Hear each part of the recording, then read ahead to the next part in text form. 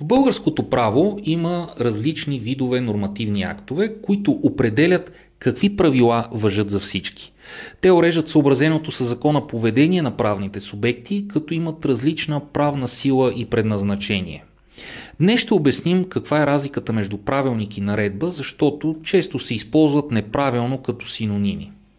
Правилника е подзаконов нормативен акт, който служи за прилагане на закона в неговата цялост, но може да урежда и въпрос като как е устроен даден държавен или местен орган.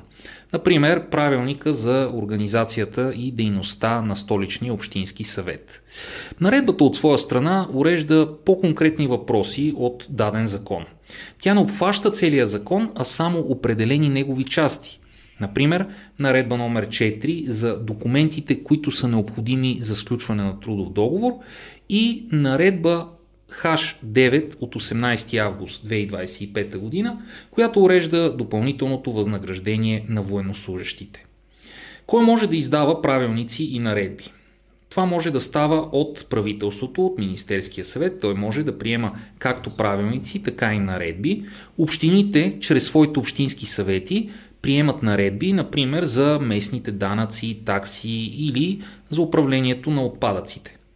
Тоест, ако става дума за правила на национално равнище, обикновено те се приемат от Министерския съвет. Ако въпросът е от местен характер, наредбата ще дойде от общината. Каква е силата на правилниците и наредбите? И правилниците и наредбите имат задължителна сила, но в иерархията на източниците на правото стоят под закона. Това означава, че не могат да му противоречат. Ако все пак някой правилник или наредба казва нещо различно от закона, ще важи закона.